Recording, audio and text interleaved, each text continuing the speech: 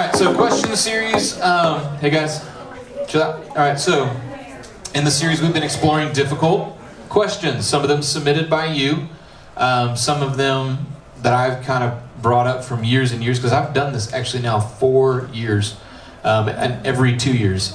So whatever that would be, 8 years ago, that's when I started doing this series. And for the most part, a lot of the questions end up the same. Every year they want to know about, is there a God? Every year they want to know about evolution. Is the Bible reliable? Those are some of the questions that always come up.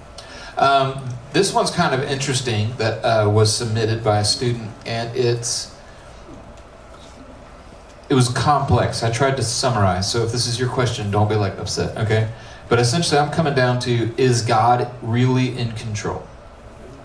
Like, because bad things happen, a lot of stuff's going on. We've been going through a pandemic. We even have a student, one of your peers that's part of this church, lost his dad to COVID not even a month ago. So it's kind of hard when you say, okay, how can God be in control when, all right, like I've had COVID, maybe some of you have had COVID, tons of other people have had COVID, and they're fine. Some of them had COVID and didn't even know they had COVID until whatever, they got some random positive test. But then some people do actually die from it. And it's really, and so we get really frustrated. And so this question didn't come from that guy, but I just kind of put it in that perspective. How do we know that God is actually in control? And I'm going to take it a step further, because to me, is God in control is actually like the question behind the question, or we're trying to get to the question behind the question. When I do counseling with students, it's generally like the first 5 to 10 minutes of counseling is not really what they want to talk about. It's generally like, other things, and they talk about like, that person over there is so mean, and she said this, right? And they just want to talk about that, but really when I start getting into, okay, how did that make you feel, stuff like that, we start getting into the real questions. And so I think the real question with, is God in control, is, can I trust Him? Can I trust God who's actually in control? Because I really personally believe, like atheists and people who hate God, they're not Christians because they hate God, not because they don't think He exists. Like, I've never had a long, drawn-out argument about whether unicorns are real. Anybody else? Like, debated it at a collegiate university that was like videoed and put on YouTube and like all that stuff. Like, has anyone ever seen that? Do unicorns exist? Has anyone ever seen one of those videos? No. But if you were to go to YouTube and type in, does God exist, you would find tons of debates. It's really weird to argue something that's not real. And it's really, really hard to get angry at the unicorn because it's not real, right? Are you seeing what I'm saying here? In a way, it's just me coming more from like a pastoral counseling perspective. Every time you get angry at God, you're kind of proving that He's real.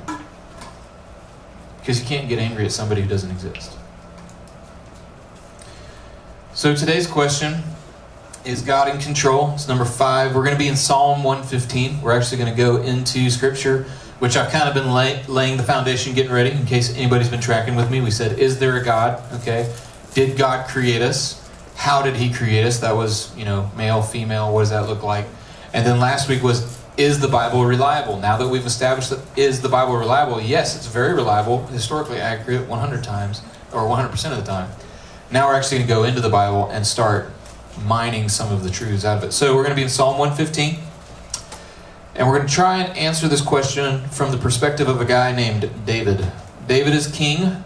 By the time he writes this psalm, he's actually been king now for a little bit. We don't really know exactly what the specific events were, but you're going to hear a lot of faith statements, a lot of trust statements about God from David.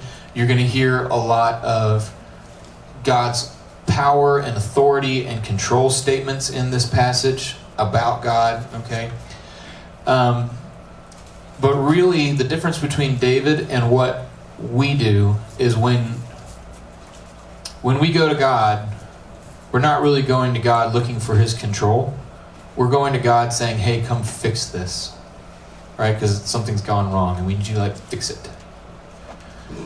So, to me, this is why so many Christian or non-Christians, see the disconnect in our faith, because we don't live like we need God.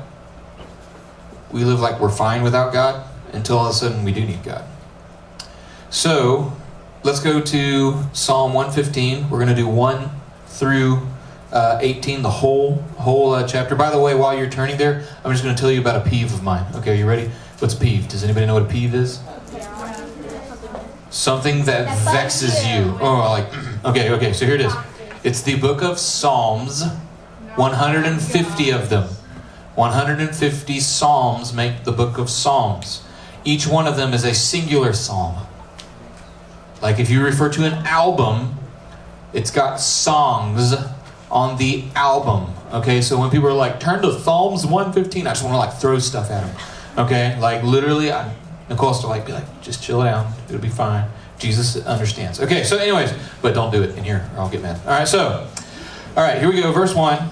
Not to us, Lord, not to us, but to your name give glory, for the sake of your steadfast love and your faithfulness. Why should the nations say, where is their God? Our God is in the heavens, and he does all that he pleases. It's one of my favorite verses. Their idols are silver and gold, the work of human hands. They have mouths but do not speak, eyes but do not see. They have ears but do not hear, noses but do not smell. They have hands but do not feel, feet but do not walk, and they do not make a sound in their throat. Those who make them become like them, so do all who trust in them. Verse 9, O Israel, trust in the Lord. He is their help and their shield. O house of Aaron, trust in the Lord. He is their help and their shield. You who fear the Lord, trust in the Lord. He is their help and their shield. The Lord has remembered us. He will bless us. He will bless the house of Israel. He will bless the house of Aaron. He will bless those who fear the Lord, both the small and the great. May the Lord give you increase, you and your children. May you be blessed by the Lord who made heaven and earth. The heavens are the Lord's heavens. I love that statement. Like the heavens are the Lord's heavens. But the earth he has given to the children of man. The dead do not praise the Lord, nor do any who go down into silence. But we will bless the Lord from this time forth and forevermore. Praise the Lord. All right, so we're going to talk about God's control in 3 statements. Okay, so number 1, starting in verse 2 through 8, God's control is timeless. I love the statement there in verse 2 and 3. Where or why should the nations say, where is their God? In other words, these other nations are attacking Israel, and they're kind of like taunting them. Like, see, you're losing. Where's your God now? And I love David's response. Like, my God's in heaven doing whatever he wants, bro. Like, what do you mean, where is he? Your God, a little tiny piece of wood, little tiny stone, and it's sitting right there. See, back in this day, they would take stone, sometimes precious metals, gold, silver, things like that, and they would make these little tiny idols. Okay? Now we don't do that, right? Because we're Americans and we're like educated, and we don't do stuff like that. We don't take little idols. So imagine this, okay? I have this little Darth Vader. Y'all know who Darth Vader is? Yeah. Good, thank you. Okay, I was about to be super disappointed in some of you. All right, so Darth Vader, action figure. I put him on my little pedestal, and Darth Vader is my God. So I want to be Darth Vader when I grow up. I'm going to ask Darth Vader things about my life, like, what would you do, Darth? I would pray to Darth Vader and be like, Darth Vader, come save me. Right? Like, I would say all these things because Darth Vader is a boss. Okay? Like, now you might disagree. You might say Darth Sidious or Darth Revan is more important. To all of my geeks out there, I'm with you. All right, but Vader, right? Would you think that I am ridiculous for doing something like that? Yes. Like if I was being serious, not like youth pastor goofy, but like if I was being serious, right? You'd be like, okay, this guy needs to see somebody special, right? Have some chats in the padded room, like that's not okay, right? Well, that's what these guys were doing. They were going, finding like a log and making their God. And really what they were saying is, okay, this isn't really my God. It's a symbol or an effigy of my God. And so my God channels his power through this. So like, for example, in ancient Greece, they had the giant temples with statues to like Zeus and Aphrodite and Apollo and Athena. And they're saying, okay, like, yes, this is marble, but the God comes and inhabits the marble. And so these other people are like, see, your God's not real. You can't even see your God. Our God's the marble. Our God's the rock. Our God's the gold. And David's response to them is like, my God's in heaven doing whatever he wants. What's yours doing? Nothing. It's sitting there. He's literally saying, you got a mouth but can't speak. Eyes can't see. Ears can't hear. Your God is absolutely powerless. Now here's the scary part. Because the very first time that I actually read this verse, and this is actually why it became like my favorite verse, is not because I was like taking comfort in the fact that my God is in heaven doing whatever he wants. It's that God was up in heaven doing whatever he wants, and that didn't necessarily mean thinking of me. Now he is, but at the same time he doesn't have to be. God is not up in heaven and be like, well, what are we going to do about all of Jason's problems? God is in control. Nothing ever like surprises God. Not once has God ever been surprised. Instead, God is always in control, and he's in heaven doing whatever he wants.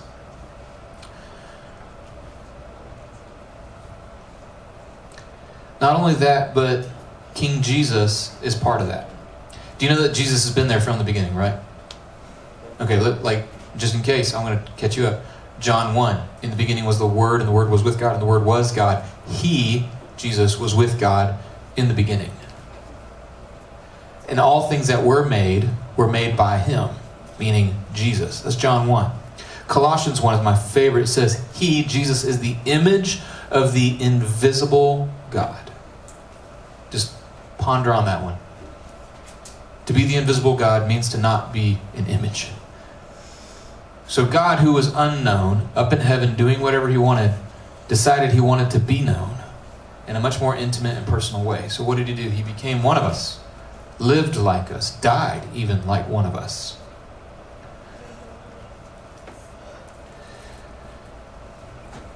So we make fun of the people who, talk about the little idols. But the truth is, in America, we've just kind of really changed. Because we're much more comfortable with the gods that you can control. We don't want to be controlled by gods. Okay? We're uncomfortable, like me, I'm uncomfortable with the God who's up in heaven doing whatever he wants. Because what if whatever he wants is not what I want? Like canceling my camp within a week of camp. And now I have to get new forms, and I have to I've been answering emails and phone calls and texts feverishly for almost a week now. To the point to where literally yesterday I was just I lost my phone. It's gone. I don't know where it went. And I just didn't answer anything for hours. Okay? I know some of you are like, no, you can't do that. Your phone has to stay here forever, right? Okay, so it's the old phrase, attached at the hip. Sorry, it was an old ism that you guys don't get. So we mock these people, but the truth is we want to be just like them, where we can control them. So maybe it's money. How much money can I make? Can I control the money? Maybe it's our energy, our time. I want to control my time. Maybe it's our popularity. You're like, well, I can't control my popularity. Other people have to say I'm popular. That is so not true. How many times have you seen, maybe even been, one of the students who were you were in this group, clique, maybe you were the jocks, maybe you were the cheerleader, whatever. And then all of a sudden you're like, I'm not as popular in this group, so I'm going to become this clique over here, and you're going to change your outfit, you're going to change your clothes, you might do your makeup even different, right? And you changed who you were. You're trying to control something. Maybe it's your grades, maybe it's approval from others, maybe it's approval from your parents, your future, your destiny.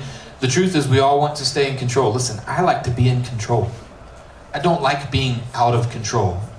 I hate it whenever, like, what's going to happen? And I'm like, I don't know. That is the worst feeling ever for me. So what we try to do is we try to constantly keep it in control. All right, so again, here's another example for my geeky friends. All right, so anybody, Empire Strikes Back? It's the best one of all of them, okay? The best one? 100%. All right, Darth Vader. All right, we're going back to our Darth Vader, okay? So Darth Vader, Luke is on Dagobah. He's doing his training, right? And he has to go into the dark tunnel and face his fears. And of course, who's his fear? But what happens? He cuts off Vader's head, and then, which is kind of weird, like the helmet falls out and there's just a head and it's his face. And so really what he found out in that moment, here's what I mean, like the question's always behind the question, it's always a layer deeper. He thought that his greatest fear was Darth Vader, just that Darth Vader was going to come get you. No, actually his greatest fear was becoming Darth Vader. That was his greatest fear. Listen, this is where most of us in America live. The God that we like to control is ourselves. We might put some other cover over it. We may even call it Jesus. But really, the truth is, we want to be in control of our own lives. We pursue after our own little things. Why? Because all you have to do is look at your worship. Your worship tells everything you need to know about who you are. Worship simply means worthing or valuing something. So, I wore my Gator shirt just for you guys. Some of you are happy, some of you are disgusted, and I don't care. But in Gainesville, there are a certain group of people of Gator fans. They're like next level. Okay, they're like extra. Okay? It will be before season gets here, before the season even gets here, like a year out, they're talking about the next season. They're talking about the coach, they're talking about the team, they're talking about the players, they're talking about potential like recruits. Like the kid's not even on the team yet. He's still like in a junior somewhere out in Wyoming. And you're like, you think he'll be good? Be like, who cares? He's got to like graduate high school. Like give the kid some time, right? And so they start talking about it and they spend exorbitant amount of time, exorbitant amount of money paying for tickets, paying for like spots. They will leave like late Friday evening so that they can camp out in front of Ben Hill Griffin Stadium. So then they can tailgate all day so that they smell nasty by the time the game comes around that afternoon. Then they decide to take off their shirt and cover up in paint, and then they're going to go wearing that paint into the stadium in the rain, sometimes in the snow because they're weird. And then they get in there and they're going to shout and they're going to holler and be like, this is the best experience ever. I love Gator football, right? And then Sunday, sorry I can't come to church, I was out late last night. They have the audacity to look at us and we're like, listen, we meet together for like 3 hours every Sunday morning. And you're like, you weirdo cult people. And I'm like, dude, you're the one who's screaming in the rain wearing paint. So let's just get real here, okay? You know, I'm the cult. I'm the weirdo. Okay. Listen, all you got to do is just track where your energy, your time, your money goes. If anything can compete with the amount of attention, time, energy, affection that you give God, if it can even compete with God, you've let it be an idol. Some kids, that's baseball. I'm just being honest. Some kids, that's like Roblox or Minecraft or something crazy. Right? But whatever it is, sometimes it's relationships, it's friendships, it's whatever. What you have done, yet again, is you have put yourself in the little idol position so that you can stay in control. All right, number 2. God's control is trustworthy. And this is the hardest part about God's control. Because in order for God to be in control, you have to not be in control. You have to let Him control you. You have to give Him the authority over your life. Now, maybe that's not weird to you as much because you kind of live underneath authority right now. You're a dependent. your parents kind of tell you, hey, this is what you're doing today, and you're like, okay, right? Like that's kind of where your life's at right now. I'm not under that world anymore. Like I had to start paying my own bills, and like I like to control my finances. I like to control, my time. I like to control my energy, and so I like being in control. But in order for us to truly have a relationship with God, we have to trust Him. So He gives us this like 3 stanza statement right here in 9 through 13. O Israel, trust in the Lord. So Israel is the name that God gave Jacob, and then all of his descendants are known as Israelites. The name Israel means to struggle with God. Israel. El is Hebrew for God.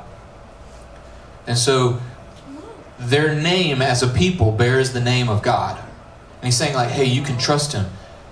He is their help and their shield. So their politics, their structures, their families, their careers, the future of their nation, he's saying you can trust in the Lord. The next one, O house of Aaron. Aaron is the guy that they made the high priest, and his family controlled the worship in the temple or the tabernacle. He did that, so he's saying, hey, make sure that your spiritual life, in your spiritual things, your future, trust in the Lord. You who fear the Lord, those who have a relationship with God, you can trust the Lord. Why? Because He is a help and a shield. Why can you trust Him? Verse 12. He remembered us. So, make sure I got time. Okay. There's this pattern that happened in the Old Testament. So, Israel, aka Jacob, they run into a famine. You heard the story? His son Joseph got sold into slavery. He didn't know it. Slave Joseph is over in Egypt. Now he's like super bad. Joseph, he's like number 2 in like the whole nation. And so his whole family comes over looking for shelter. They find it. It's a great story. But then 400 years pass. And the nation gets really big in 400 years. So much so that the Egyptians get scared of them and they make them slaves. And that's kind of where we pick up in Exodus 1 and 2. Well, at the end of chapter 1, I believe it is, they cry out to God finally and say, God, save us. Save us from being in slavery. And so God then, in chapter 3, goes to Moses. And what does He say to Moses? I have heard my people's cries and their pain. Therefore I am sending you, Moses, to the Pharaoh to say, let my people go that they might worship me. God heard His people. He remembered them in their pain. So Moses goes in, maybe you know the story, like 10 plagues happen, crazy junk goes down in Egypt, okay, and they all come out, they go through the Red Sea, then they go wandering around in the wilderness for 40 years. That's kind of a side detour. But then they end up in the Promised Land, and it's awesome for a little while. For a little while. Because if you read it, it goes Exodus, and Numbers, Deuteronomy, then you go into Joshua. That's the story of them taking over the Promised Land, and then Judges. Now, if you don't know the process of the Judges, this is how it worked. God's people would be following after God for a little while, but then, they wouldn't teach their kids how to, live for God. They wouldn't raise their kids right, and essentially they just kind of let their kids do whatever they want. And so what did the kids do? They started going to all the nations around them and going and getting their little tiny gods. And they started worshiping the little tiny gods like Baal, Asherah, Shemash, those. And God would get very upset with them, and when they gave themselves over to the little gods of these other countries, they became slaves of these other countries. So as all these other kings would come in, and they would turn Israel into slaves. And what they do, they'd be like, oh, we messed up. Sorry, God. And they would turn back to God. God would hear them. God would remember them. And then He would send a judge, like 20 of these guys, over and over and over again. Or, I say guys, but there's a couple girls in there too. Where God would send this judge, and that judge would deliver them from slavery. My favorite one is, oh man, I just forgot. Ehud, thank you. Yep, Ehud, who goes against the, he stabs the fat king with a little tiny dagger, but in order to actually get to the vital organs, he has to go in so far that he loses his dagger in the fat rolls. That's actually what it says. I love it. I'm just like, that's a fat king right there. And so, Like there's all these others. There's Samson, okay, with his hair and all that. And so they go through this process, but every time God hears his people and he goes and rescues them. Every time he hears his people, even though they've turned against him for like, again, I told you, it's like 20 judges. Samuel's the last judge. And then they go to King Saul, where Saul made some mistakes, and now it's King David. He's saying, listen, God is faithful. We have this long history of God not ever just leaving us alone. Hey guys, over there. Number 3, and we'll be done. God's control is timely. So timeless means it's just always true. But timely means that it comes exactly when you need it. If God remembered them when they needed it, God will remember you when you need it. Yes, it's scary to give your control away to God to worship him. But really that's the only way it'll ever actually happen. You'll never actually get to experience God and the full power of God unless you let him kind of control you. I'm going to close with this story, and I'll let you just kind of think on this. So Jesus has been hanging out with his disciples all day. He's been teaching, super tired. And it's like already in the morning or late morning. His disciples are fishermen. They were fishing all night. By the way, they're like professional fishermen. Like, by the way, Peter and Andrew and James and John were professional fishermen that owned a business, whose father owned the business, whose grandfather owned the business. They came from a family of fishermen that had been fishing that lake for generations, and they caught nothing, which is a pretty bad day. It was like the worst of fishing days. Jesus finishes teaching. He looks at Peter. Hey guys, chill out. Okay. They've been fishing. They're cleaning their nets, and Jesus says, all right, hey, let's go out and go fishing in the broad daylight. And in their kind of fishing, that doesn't work well. You have to fish at night. And so they look at Jesus, but it's day. And Jesus is like, come on, let's go fishing. Trust me. Yeah, and I love this because just think of the arrogance of Peter as he's like, Master, we have been fishing all night. Like, Jesus, remember, you're the carpentry family. You guys do the wood stuff. Ow. Like, can you just hear the smug arrogance? But then, of course, Jesus is still like, and so they're like, okay, because you said so, Lord, we'll go do it. And you just see them like turn, they're like, dang it. Like, oh, I'm so tired. I want to just clean these nets. All right. So they get out there, and he says this, listen, he says, go out into the deep water. And they're like, there's nothing out in the deep water. We fish the shallows because we got nets. And like, go into the deep water. So get in the deep water. And he says, hang on. Don't cast over there. Cast on this side of the boat. And they're just like, does it matter what side the boat's on? Right? Like, there's still the same water on this side and on that side. No, whatever, we're going to cast on this side. They cast on that side, and it says they bring in so much fish, they then have to call their friends back at the bank to go bring their boat, because they fit so many fish in their boat. Then they have to put more fish in their friend's boat. There's so much fish in the boats that it actually says that the boat was sitting low. That's what the Greek means. Like, there's so much weight that, like, have you ever been in a boat when it's sitting low and the water's like right at the top of the boat and you're like, don't rock the boat, right? That's where they're at. They're like, this is amazing. We've never even seen this much fish. That would take so much weight, like tons in weight, to put one of those boats that low in the water. So when Peter, who's like all smug and arrogant, like whatever, Jesus, sees this, he finally becomes like, he's been pulling in fish now for probably hours, and it finally dawns on him, I'm an idiot. Look at what he turns and looks at Jesus and says, forgive me, I obviously had no idea what I was talking about. This is what it means to give God control of your life.